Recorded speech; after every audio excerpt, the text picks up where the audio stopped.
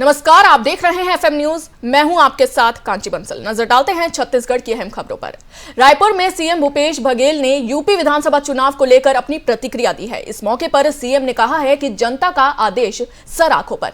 कार्यकर्ताओं ने मेहनत की थी, लेकिन लोकतंत्र में जनता जनार्दन के हाथ सब होता है। जो जनता का जनादेश है उसे विनम्रता पूर्वक स्वीकार करते हैं। उन्होंने चुनाव जीतने वालों को बधाई दी और कहा कि सबसे ये अपेक्षा है कि जो वादे जनता से किए गए हैं उनको पूरा करें। आपको बता दें कि यूपी चुनाव परिणाम आने के बाद सीएम बघेल रायपुर लौटे, जहां उन्होंने पत्रकारों से बात की। आपको यह भी बता दें कि मुख्यमंत्री भूपेश बघेल यूपी चुनाव में बतौर प्रभारी जुटे हुए थे। 5 राज्यों के चुनाव रिजल्ट आ गए हैं और यदि कांग्रेस के दृष्टिकोण से देखा जाए तो अपेक्षित रिजल्ट नहीं आया। कार्यकर्ताओं ने खूब मेहनत की और जो जनता का जनादेश है उसे हम सब विनम्रतापूर्वक स्वीकार करते हैं। छत्तीसगढ़ के पूर्व सीएम रमन सिंह ने यूपी में बीजेपी की ऐतिहासिक जीत पर खुशी जाहिर करते हुए कई बयान दिए हैं। रमन सिंह ने कहा है कि मोदी और योगी की जोड़ी ने पूरे उत्तर प्रदेश में कमाल कर दिखाया है। उत्तर प्रदेश में दोबारा योगी की सरकार के बनने पर पूरा प्रदेश भगवामय हो गया है। साथ ही उन्होंने ये भी कहा कि यूपी में योगी का जादू छाया हुआ है। एफएम न्यूज के संवाददाता से खास बातचीत में छत्तीसगढ़ के पूर्व मुख्यमंत्री रमन सिंह ने और क्या कुछ कहा, आपको सुनाते हैं। इस वक्त हमारे साथ है पूर्व मुख्यमंत्री डॉक्टर रमन सिंह। हम उनसे जानते हैं कि किस तरह से भारतीय जनता पार्टी ने जीत हासिल करी है। एक ऐतिहासिक मैंडेट मिला है और ऐतिहासिक इसलिए कि दूसरी बार लगातार उत्तर प्रदेश में 30 साल बाद ये चमत्कार किया है और योगी जी का ये चमत्कार निश्चित रूप से डबल इंजन सरकार माननीय नरेंद्र मोदी जी के काम पे, मोदी जी के नाम पे और उनके विकास के लिए जो देश में एक नया स्ट्रक्चर खड़ा किया है, उस डेवलपमेंट का एक विकास पुरुष की छवि बनी है। तो मोदी जी और योगी जी की जोड़ी ने एक कमाल किया है कि इतनी बड़ी सफलता मिली है। और ये सफलता के लिए कह सकते हैं कि योगी जी ने जो काम किया है वहाँ डेवलपमेंट का काम एक तरफ किया है, दूसरी तरफ वहाँ के माफिया राज को समाप्त करने काम किया है। बेटियां, महिलाएं वहाँ सुरक्षित हैं। तो एक सभी क्षेत्रों में एक साथ काम करने का अवसर मिला है। तो मुझे लगता है कि ये बहुत बड़ी सफलता है। मेरा सवाल है सर, इन नतीजों से आने वाले चुनाव में क्या जो छत्तीसगढ़ में 17 महीने के बाद चुनाव होने वाले हैं, किस तरह से असर पड़ेगा और छत्तीसगढ़ की कानून व्यवस्था के बारे में क्या? जो 5 राज्यों में चुनाव हो रहे हैं उन 5 राज्यों में निश्चित रूप से मोदी जी के काम का असर होगा और फिर से सरकार बनेगी और तीसरी बार नरेंद्र मोदी जी देश के प्रधानमंत्री बनेंगे। जो छत्तीसगढ़ की कानून व्यवस्था के बारे में आज काफ़ी हंगामा हुआ है, इस पे आप किस? छत्तीसगढ़ की स्थिति खराब है, लचर कानून व्यवस्था स्थिति है और इसकी चिंता सभी लोग कर रहे हैं। चाकूबाजी आम हो गई है और जिस प्रकार डकैती, चोरी, लूट सट्टा का काम बढ़ा है, तो निश्चित रूप से ये पूरे छत्तीसगढ़ के लिए चिंता का विषय है। छत्तीसगढ़ के लिए निश्चित तौर पे चिंता का विषय है कानून व्यवस्था को लेकर। पूर्व मुख्यमंत्री डॉक्टर रमन सिंह ने कहा कि छत्तीसगढ़ के लिए चिंता का विषय है और जो 5 राज्यों के विधानसभा चुनाव परिणाम आए हैं उससे निश्चित तौर पे छत्तीसगढ़ में जो बिलासपुर लोकसभा क्षेत्र के सांसद और मुंगेली जिला विकास समन्वय और निगरानी समिति दिशा शहर स्तरीय सतर्कता और निगरानी समिति के अध्यक्ष अरुण साव की अध्यक्षता में आज जिला कलेक्ट्रेट स्थित मयानी सभा कक्ष में जिला विकास समन्वय और निगरानी समिति की बैठक संपन्न हुई है। बैठक में सांसद साव ने जिला विकास समन्वय और निगरानी समिति दिशा शहर स्तरीय सतर्कता और निगरानी समिति की पूर्व बैठक में लिए गए निर्णयों के पालन के संबंध में जानकारी हासिल की। इस अवसर पर सांसद साहब ने केंद्र सरकार की विभिन्न योजनाओं की प्रगति की समीक्षा करते हुए कहा कि जनप्रतिनिधियों समेत अधिकारी कर्मचारियों ने बेहतर तालमेल के साथ काम किया है, जिससे परिणाम स्वरूप कोविड-19 की चिंता से बाहर आया गया है। उन्होंने कहा कि शासन की योजनाओं का लाभ गरीबों तक पहुंचाना जनप्रतिनिधियों और शासकीय अधिकारियों कर्मचारियों का मुख्य दायित्व है। उन्होंने ये भी कहा कि शासन की योजनाओं का लाभ गरीब से गरीब व्यक्ति तक पहुंचे ताकि उनके चेहरों पर मुस्कान आ सके। बैठक में सांसद साव ने महात्मा गांधी राष्ट्रीय ग्रामीण रोजगार गारंटी योजना के कार्यों की प्रगति की समीक्षा की। उन्होंने जरूरतमंद लोगों को मांग के आधार पर रोजगार उपलब्ध कराने के निर्देश दिए।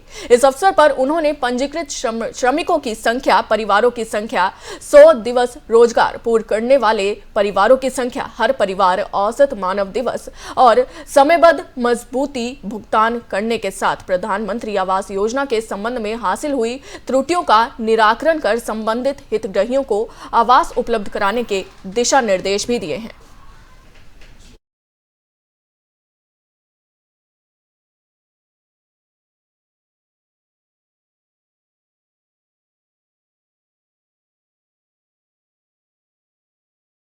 चार राज्यों में भारतीय जनता पार्टी भारी बहुमत के साथ चुनाव जीत रही है और उत्तर प्रदेश का चुनाव तो आज़ादी के बाद का ये ऐतिहासिक चुनाव है, जब कोई मुख्यमंत्री 5 साल का कार्यकाल पूरा करने के बाद दोबारा भारी बहुमत से देश के सबसे बड़े सूबे में भारी बहुमत के साथ चुनाव जीता है। उत्तराखंड ने भी इतिहास रचा है कि दोबारा भारतीय जनता पार्टी की पूर्ण बहुमत के सरकार बनने जा रही है। आज देश मोदी जी के नेतृत्व में आगे बढ़ना चाह रहा है। भारतीय जनता पार्टी के प्रति देश की जनता का विश्वास बढ़ा है और देश मोदी जी के नेतृत्व में जिस प्रकार से दुनिया में भारत का मान सम्मान बढ़ा है, जिस प्रकार से देश के गांव, गरीब, किसान, मजदूरों के, नौजवानों का विकास हुआ है।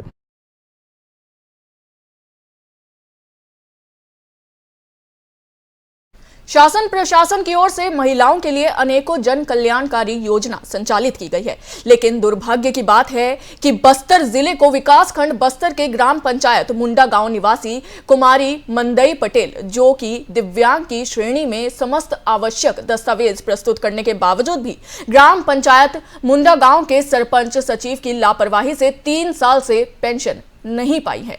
कुमारी मंदई किसी तरह बस में बैठकर 25 किलोमीटर दूरी तय कर ब्लॉक मुख्यालय बस्तर में पहुंची। वहां महिला ने अपनी परेशानियों से अधिकारियों को अवगत कराया, जहां पर उसे जानकारी दी गई कि सत्यापन हेतु आवश्यक दस्तावेज जमा नहीं करने के कारण 3 साल से उसे दिव्यांग पेंशन के लिए भटकना पड़ रहा है।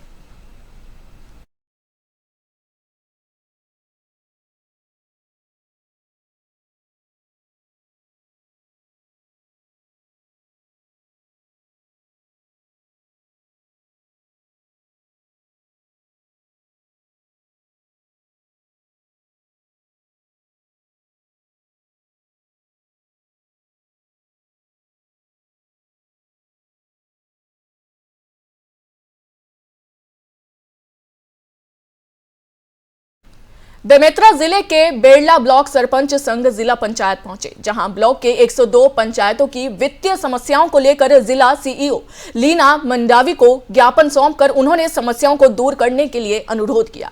संघ ने बताया कि शासन की महत्वपूर्ण योजना नरवा, घुरवा और बाड़ी के अंतर्गत सभी पंचायतों में गोठान निर्माण कार्य पूर्ण होने के बाद भी अभी तक राशि प्राप्त नहीं हुई है, जिससे पंचायत को वित्तीय संकट से जूझना पड़ रहा है। वहीं 15वें वित्त की राशि की तृतीय किस्त ग्राम समाज पोर्टल में प्राप्त नहीं हो पाने के कारण योजनाओं के क्रियान्वयन में काफी मुश्किलों का सामना करना पड़ रहा है। साथ ही नवीन स्वीकृति पेंशन वालों का विगत 6 महीने से अधिक समय बीत जाने के बाद भी हितग्राहियों को राशि नहीं मिल पाई है। ये हाल पूरे बरेला ब्लॉक के 102 पंचायतों का है, जहां पंचायत को वित्तीय संकट के साथ ही योजनाओं के क्रियान्वयन में समस्याओं का सामना करना पड़ रहा है। वहीं अब इस मामले में अधिकारी तकनीकी समस्या होने के बात कर रहे हैं, साथ ही शासन को इन समस्याओं से अवगत कराने और निराकरण करने शासन से आश्वासन मिलने की बात कह रहे हैं। हाँ, बेरला जनपद से सरपंच संघ के प्रतिनिधि यहाँ आए हुए थे। उनका ये कहना है कि 15वें वित्त की राशि जो है वो उनके ई ग्राम स्वराज पोर्टल में रिफ्लेक्ट नहीं हो रही है, जिसके कारण वो भुगतान नहीं कर पा रहे हैं। तो इसके लिए हमने शासन को भी अवगत करा दिया है। ये पोर्टल में कुछ तकनीकी दिक्कत होने के कारण ऐसा हो रहा है, तो शासन स्तर से भी हमें आश्वासन मिला है कि इसका निराकरण जल्द से जल्द किया जाएगा। हाँ, बेरला जनपद से सरपंच संघ के प्रतिनिधि यहाँ आए हुए थे। उनका ये कहना है कि 15वें वित्त की राशि जो है वो उनके ई ग्राम स्वराज पोर्टल में रिफ्लेक्ट नहीं हो रही है। सूरजपुर जिले के जनपद पंचायत भैयाथान अंतर्गत ग्राम पंचायत कसकेला में विकास खंड पंचायत समन्वय द्वारा ग्राम पंचायत धरतीपारा, ग्राम पंचायत खोपा, ग्राम पंचायत कसकेला के पंचायत प्रतिनिधियों को प्रशिक्षण कर पंचायत प्रतिनिधियों को जलवायु परिवर्तन और स्वास्थ्य के प्रति जागरूक कर रहे हैं। इस पर गांव के सरपंच शिवरतन सोन पाकर ने क्या कुछ कहा, आपको सुनवाते हैं। मुझे ये अभी 3 दिन वाला जो जलवायु परिवर्तन प्रशिक्षण का कार्य मिला है, संकुल में जाकर प्रशिक्षण दे रही हूँ। तो अभी कसकेला में ग्राम पंचायत कसकेला के यहाँ 3 पंचायत को मैं प्रशिक्षण दे रही हूँ जलवायु परिवर्तन पे, जिसमें है कि अपने पर्यावरण को कैसे बचाना है और किस टाइप से दूषित हो रहा है, परिवर्तन हो रहा है, उसमें किस टाइप से बदलाव देखने को मिल रहे हैं, उसमें हमको किस तरह से काम करेंगे कि अपने पंचायत को स्वस्थ बनाए रखेंगे। और जैसे जल प्रदूषण और वायु प्रदूषण, मिट्टी प्रदूषण हो रहा है, इसको हम कैसे करके बचा सकेंगे, जिसके बारे में अब आज हम 3 दिन का यहाँ पे प्रशिक्षण दे रहे हैं, जिसमें हमारे जनप्रतिनिधि लोग, पंचायत प्रतिनिधि आए हुए हैं 3 गांव के, 3 पंचायत के। इसमें एक पंचायत से सरपंच और 9 पंच, तो ऐसी 30 लोगों को हमने यहाँ पे प्रशिक्षण दिया है 3 दिन में। आज लास्ट डे है। आज स्वास्थ्य पे आज दे रहे हैं प्रशिक्षण। स्वास्थ्य के बारे में इनको जानकारी दिया जा रहा है, जिसमें किस तरीका से अपने स्वास्थ्य पे ध्यान दें और अपने गांव को, अपने पंचायत को स्वास्थ्य एवं स्वच्छता के प्रति जागरूक करें। इस प्रशिक्षण में हम लोग बहुत ढेर सारा स्वास्थ्य के संबंध में सुने और सीखे हैं। जो हमारा पहला था हमारा पर्यावरण के संबंध में, और दूसरा जल प्रदूषण के संबंध में, वायु प्रदूषण के संबंध में, मिट्टी में प्रदूषण के संबंध में, और पर्यावरण सुरक्षा में समुदाय और पंचायत की भूमिका के संबंध में, स्वास्थ्य पर समझ और कुछ बीमारियों पर समझ के संबंध में, महत्वपूर्ण स्वास्थ्य सेवाएं के संबंध में, और स्वच्छता एवं पेयजल के संबंध में, स्वास्थ्य की स्थिति को सुधारने के लिए पंचायत क्या कर सकती है, इसके बारे में हम सब आपस में सभी जितने 3 पंचायत के हमारे यहाँ जैसे खोपा, कसकेला और धरतीपारा के पंच लोग एकत्रित हुए हैं।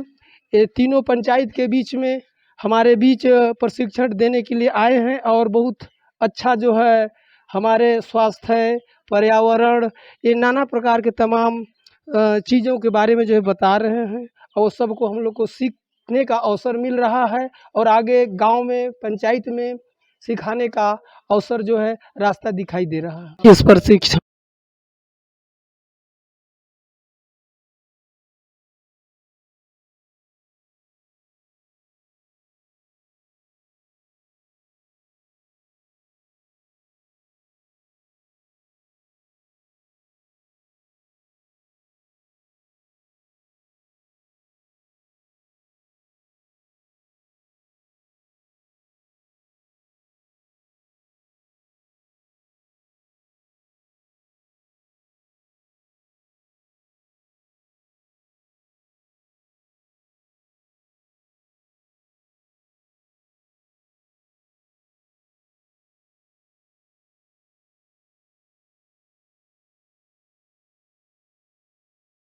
पिथौरा तहसील के ग्राम उतेकेल के आश्रित ग्राम बीजेपुर में जोंक नदी के पास बीते 3 से 4 महीने में डामर प्लांट संचालित है, जो कि प्रधानमंत्री ग्राम सड़क योजना के लिए डामर की पूर्ति करने संचालित किया गया है, जिस शासन के द्वारा मान्यता एनओसी दिया गया है। डामर प्लांट को लेकर ग्रामीणों का कहना है कि डामर प्लांट लगने से हमें कोई दिक्कत या परेशानी नहीं हो रही है। ये सड़क निर्माण कार्य के लिए संचालित है, जो कि जनता के हित में है, और रही बात धुआं की, तो गांव या आसपास नहीं पहुंच रहा है।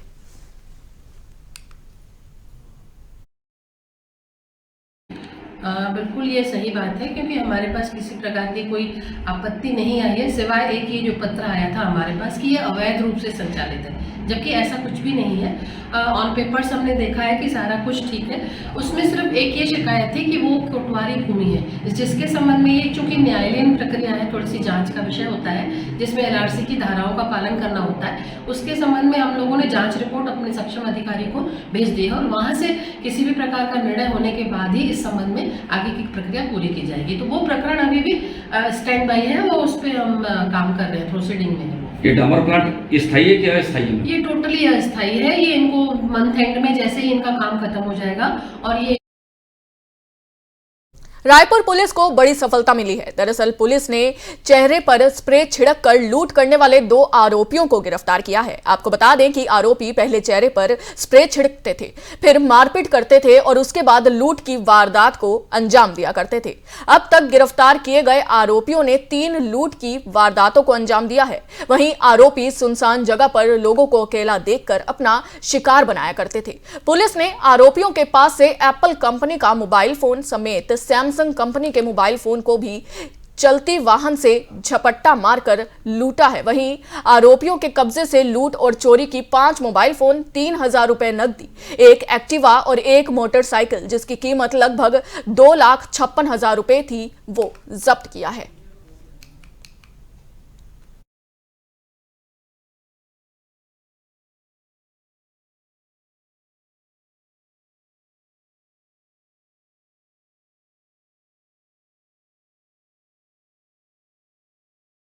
अगली खबर दंतेवाड़ा जिले के मखानगिरी से आ रही है, जहां पुलिस को बड़ी कामयाबी मिली है। जानकारी के मुताबिक आरोपी तरबूज के गाड़ी में गांजा छुपाकर लाने की कोशिश कर रहे थे। वहीं सूचना मिलने पर मौके पर पहुंची पुलिस ने गांजा और आरोपियों को गिरफ्त में ले लिया है।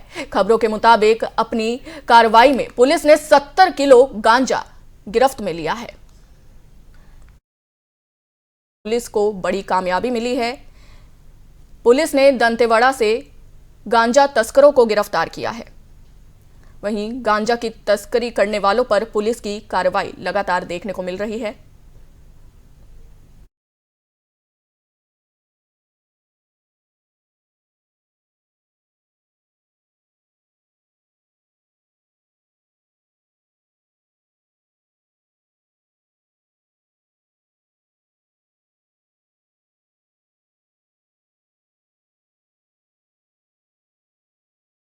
छत्तीसगढ़ बुलेटिन में अभी के लिए बस इतना ही। देश और दुनिया की तमाम बड़ी खबरों के लिए देखते रहिए FM न्यूज। जय हिंद।